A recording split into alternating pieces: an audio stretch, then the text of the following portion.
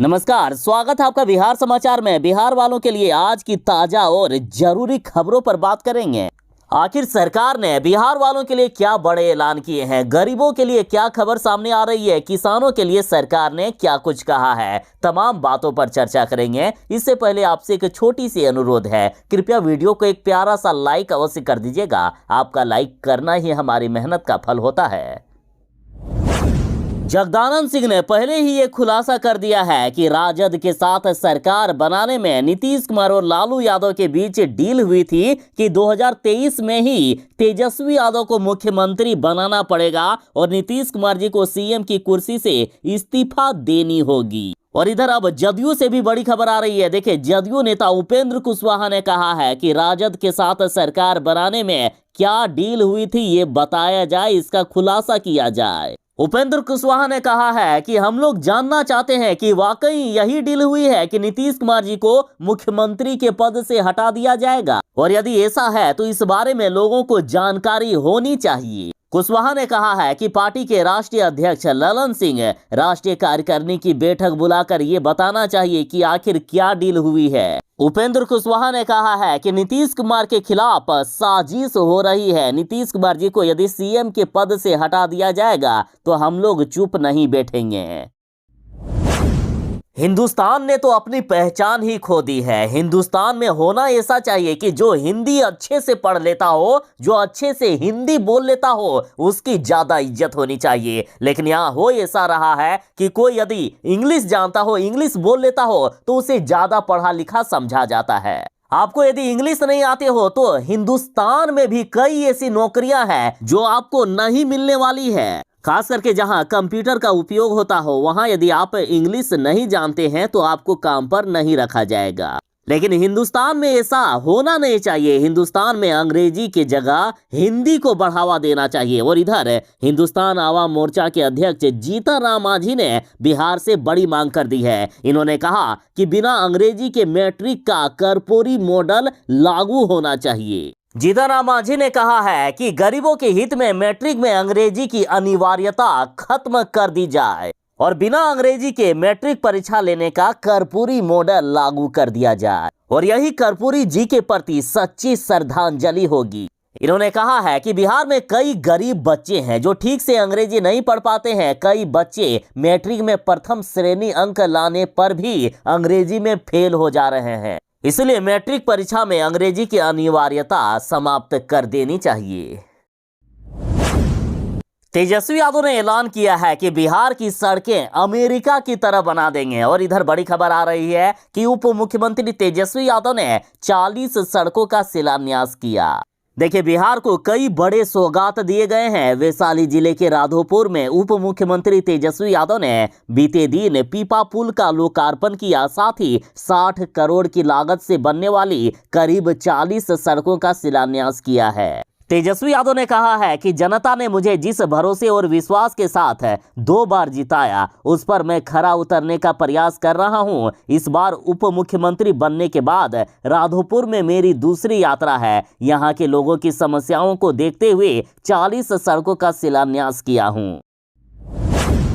देखिए, बिहार के विभिन्न जिलों से गरीब परिवारों के बच्चों को काम करने के लिए दूसरे राज्यों में ले जाया जाता है, जिससे वे बच्चे बचपन से ही नहीं पढ़ पाते हैं और बचपन से ही मजदूर बन जाते हैं। लेकिन अब बड़ी खबर है, बिहार सरकार ने ऐलान किया है कि स्लम के बच्चों को भी स्कूल से जोड़ने को चलेगा अभियान। देखिए, कई गरीब माँ बाप को जो बच्चों के सप्लायर हैं, तो वे लोग पैसे का प्रलोभन देते हैं। पैसे के प्रलोभन में फंसकर और जानकारी के अभाव में अभिभावक बच्चों को दूसरे के हाथों सौंप देते हैं और वे दूसरे किसी राज्य में बच्चों को लेकर चले जाते हैं। जो लोग बच्चों को लेकर जाते हैं उनसे कई तरह के काम कराते हैं, जैसे कारखाना में काम करने के अलावा उन्हें चूड़ी, लठी और पटाखा भी बनवाया जाता है। अब ऐसे बच्चों की निगरानी बढ़ाने के लिए समाज कल्याण और श्रम संसाधन विभाग संयुक्त रूप में अभियान चलाएगा। वहीं ग्रामीण व शहरी क्षेत्रों में स्लम में रहने वाले व गरीब बच्चों को स्कूली शिक्षा से जोड़ा जाएगा और इसके लिए अगले माह से अभियान चलाया जाएगा। सेविका, सहायिका व जीविका को भी इसकी जिम्मेदारी दी जाएगी। बीपीएससी की 68वीं प्रारंभिक परीक्षा 12 फरवरी से होने वाली है और बीपीएससी परीक्षा को लेकर कई तरह के दिशा निर्देश जारी किए हैं, जैसे कि नकल करते यदि कोई धराए गए तो 5 वर्ष तक वे बीपीएससी की परीक्षा नहीं दे पाएंगे। साथ ही यदि किसी ने पेपर वायरल करने की अफवाह फैलाई तो उन्हें 3 साल परीक्षा देने पर रोक लगा दी जाएगी। साथ ही बीपीएससी परीक्षा में यदि व्हाइटनर का प्रयोग किया तो व्हाइटनर के प्रयोग करने पर भी मार्क्स काटे जाएंगे। साथ ही बीपीएससी की परीक्षा में इस बार पहली बार नेगेटिव मार्किंग होगी, 1/4 नेगेटिव मार्किंग रहने वाला है। बीपीएससी की परीक्षा प्रारंभ होने के 1 घंटा पहले ही आपको प्रवेश कर लेना पड़ेगा। 1 घंटा पहले ही प्रवेश बंद कर दिया जाएगा। इस बार परीक्षा में 4,34,661 अभ्यर्थी परीक्षा दे रहे हैं।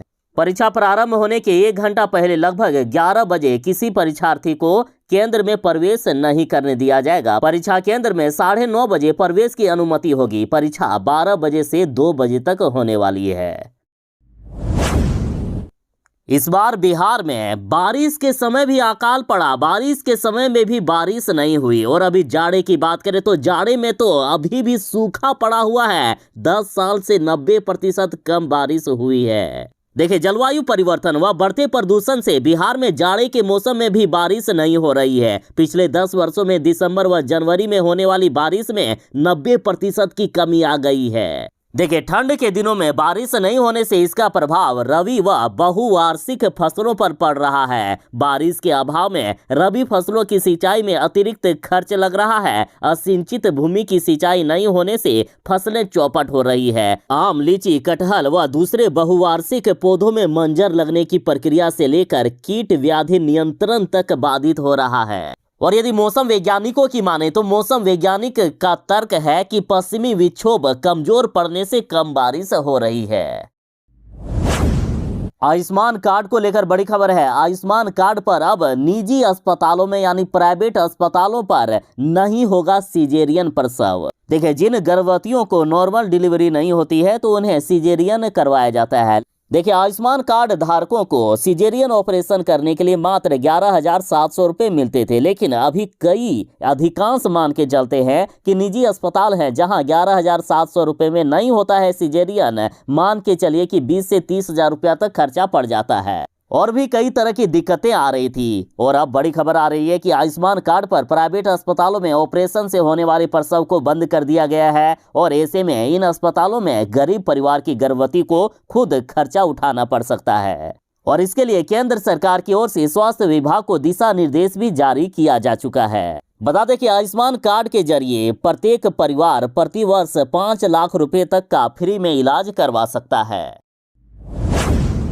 साइबर फ्रॉड आपके बैंक के पैसे को लूटने के लिए तरह तरह के तकनीक अपना रहे हैं और अब तो ऐसा ये लोग कांड कर रहे हैं कि लोगों को पता भी नहीं चल पाता है। देखिए, अब बड़ा खुलासा हुआ है कि साइबर फ्रॉड मोबाइल को 4G से 5G में अपग्रेड करने के लिए मैसेज भेज रहे हैं। वे लोगों के मोबाइल में एक लिंक भेज रहे हैं और कह रहे हैं कि इस लिंक पर क्लिक करके एप्लीकेशन को डाउनलोड करें और वहां रजिस्टर करें, फिर आपका सिम 4G से 5G में कन्वर्ट हो जाएगा। और जैसा ही ऐसा कोई करता है, यदि वे साइबर फ्रॉड के मैसेज हैं तो तुरंत ही आपके सारे डिटेल्स उसके पास चला जाएगा, यानी आपका मोबाइल हैक हो जाएगा। तो इस तरह के एप्लीकेशन डाउनलोड करने के मैसेज को इग्नोर करें। आप चाहें तो खुद भी जान सकते हैं कि आपके मोबाइल में 5G चलेगा या नहीं, और 5G सेवा के लिए खुद भी आप रजिस्टर कर सकते हैं। आप यदि जियो सिम चला रहे हैं तो माई जियो ऐप पर आप लॉगिन करके 5G लॉन्च शहर में यदि आप रहते हैं तो 5G सेवा के लिए पंजीकृत कर सकते हैं। साथ ही बता दें कि वेलकम ऑफर के तहत अभी 5G सेवा निःशुल्क है, बिल्कुल फ्री कर दिया गया है। मौजूदा 4G सिम कार्ड से ही 5G